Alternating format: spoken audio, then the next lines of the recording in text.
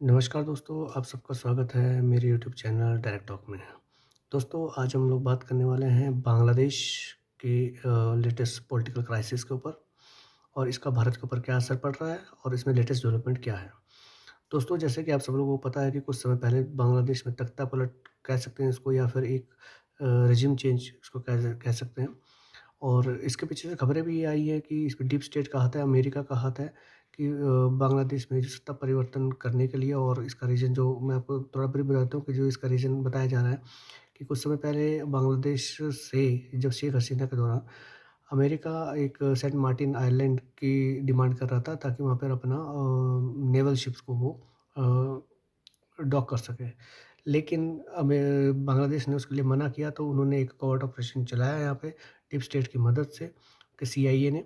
और अब वहाँ पे तख्ता-पलट है और वहाँ पर जो है प्रोफ़ेसर यूनिस मोहम्मद की इंटरिम गवर्नमेंट रूल कर रही है और शेख हसीना को जो है फ्लाई करके भागकर कुल मिलाकर और भारत में आना पड़ा। उसके बाद का जो डाउनफॉल है, जो आपने खबरों में लगातार सुना, वहाँ पे हिंदुओं के ऊपर, क्रिश्चियंस के ऊपर और बुद्धिस्ट के ऊपर काफ़ी एट्रोसिटीज़ हुई हैं और जिसकी वजह से है उनको वहाँ से पलायन भी करना पड़ा है और बहुत सी मौतें भी हुई हैं। और लेकिन आपने देखा होगा कि अगर इस तरीके के इंसिडेंट्स अगर माइनॉरिटीज़ के ऊपर अगर कुछ इस तरह के इंसिडेंट्स अगर होते हैं, भारत में होते हैं, तो पूरा विश्व और ख़ास तौर पर अमेरिका का जो प्रोपेगेंडा और डीप स्टेट की जो मीडिया है, वो इसको बड़ा-बड़ा चढ़ाकर बताती है, लेकिन बांग्लादेश के ऊपर उन्होंने बिल्कुल चुप्पी साधी हुई है। तो ये एक बहुत ही कह सकते हैं कि एक बहुत ही मतलब एक तरफ़ी सोच का नज़रिया है कि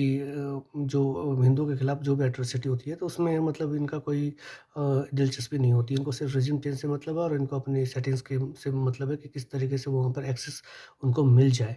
तो अभी का जो लेटेस्ट डेवलपमेंट है उससे कि जैसे कि आप सब लोगों को पता है कि बांग्लादेश के साथ भारत की सबसे लंबी ज़्यादा सीमा लगती है और उससे एक क्योंकि एंटी इंडियन गवर्नमेंट वहाँ पर एस्टेब्लिश हो चुकी है, तो एक भारत के लिए एक चिंता का विषय ज़रूर है सुरक्षा के लिहाज़ से। तो आगे आने वाले समय में देखना होगा कि किस तरीके से हमारी गवर्नमेंट जो है इसको किस तरीके से हैंडल करती है।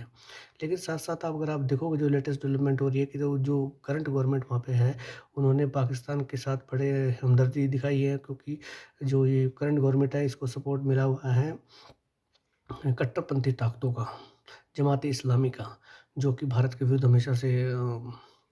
ज़हर उगलता आया है। जब तक शेख हसीना थी तो उन्होंने उनको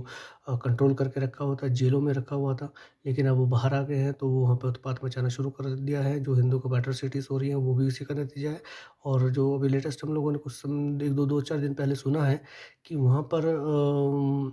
कुछ असम और इस तरफ कुछ जो टेररिस्ट हैं वो इन्फिल्ट्रेट कर रहे हैं और इन्फिल्ट्रेशन बढ़ गई है और उनको पकड़ लिया गया लेकिन फिर भी इन्फिल्ट्रेशन बढ़ गई है, तो इस तरह के खतरे भारत में हो सकते हैं और आने वाले समय में सुरक्षा के लिहाज से बहुत ही ज़्यादा खतरे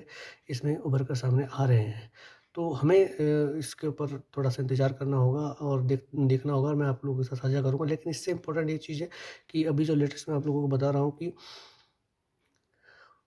बांग्लादेश के जो इंटरिम गवर्नमेंट के पीएम हैं यूनिस मोहम्मद, वो मिस्र में हैं और वो पाकिस्तान के प्राइम मिनिस्टर शहबाज़ शरीफ से मिल रहे हैं और कुछ भविष्य की रणनीतियों के ऊपर चर्चा कर रहे हैं।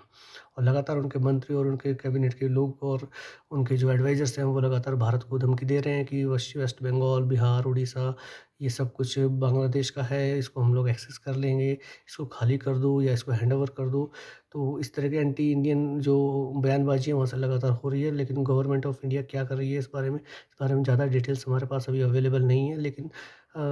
कुछ ना कुछ तो बैक चैनल से इस चीज़ को किया जा रहा है। साथ ही आप इस सिक्योरिटी के पॉइंट ऑफ व्यू से चले बांग्लादेश के लिए भी एक सुरक्षा का एक बड़ा चैलेंज निकल कर सामने आया है क्योंकि जो म्यांमार के साथ लगता होगा 270 किलोमीटर का बॉर्डर है, वहाँ पे अराकान आर्मी ने उसको पूरी तरीके से कंट्रोल कर लिया है क्योंकि वहाँ पे म्यांमार में जो जुनता एस्टेब्लिशमेंट है, सरकार है, मिलिट्री रूल है, उनके खिलाफ वहाँ की जो अराकान आर्मी है वो पहले से मुहिम चलाई हुई है और उनको सत्ता से बाहर बेदखल करने के लिए लगातार एक मिलिट्री विंग की तरह काम कर रही है। तो उन्होंने 270 किलोमीटर के बॉर्डर के ऊपर उन्होंने पूरा कंट्रोल कर लिया है और बांग्लादेश के कुछ इलाकों में भी उन्होंने कंट्रोल कर लिया, जैसे चटगाँव का इलाका और कॉक्स बाज़ार, इस तरीके का जो भी बॉर्डर के साथ लगता हुआ आइलैंड के साथ लगता हुआ एरिया है और यहाँ तक कहा जा रहा है जिस सेंट लैंड को मार्टिन सेंट आइलैंड को जो अमेरिका चाहता था, उसको भी के नज़दीक भी वो पहुँच चुके हैं और उसके एक्सेस को भी उन्होंने कंट्रोल कर लिया है। इस बारे में और आने वाले समय में कुछ खबर आएगी, तो कहा जा रहा है कि बांग्लादेश के लिए बड़ा चैलेंज इश्यू निकल के आ रहा है, लेकिन ये पूरी दुनिया सोच रही है कि ये 10-15 दिन के अंदर ही अराकान आर्मी इतनी जल्दी इतनी पावरफुल कैसे हो गई है? और पावरफुल हो गई है और उन्होंने इतने बड़े एरिया पे करा कब्ज़ा कर लिया है और बांग्लादेश आर्मी कुछ नहीं कर पा रही है और वो सरेंडर कर रही है लगातार वहाँ पर। अब सारे चौक पॉइंट्स उनके कंट्रोल में हैं। तो ये बांग्लादेश के लिए आने वाले समय में एक बहुत ही बुरी खबर बन के आ सकती है, लेकिन हमें इंडिया एज़ इंडियंस को लिए तो हमारे लिए ये एक अच्छी बात है कि बांग्लादेश अगर इस तरह की हरकत भारत के लगते बॉर्डर की तरफ जो कर रहा है या हिंदुओं के साथ एट्रोसिटी कर रहा है, तो उनको उसका जवाब वहीं से मिल रहा है। तो आप देखना कि आने वाले समय में आपके साथ साझा करूँगा कि बांग्लादेश में किस तरीके का चीज़ें हो रही हैं और उनमें क्या-क्या नई-नई अपडेट्स हैं, वो मैं आप लोगों के साथ साझा करूँगा। तब तक के लिए थैंक यू। चैनल को सब्सक्राइब करें, लाइक करें और शेयर करें। Thank you.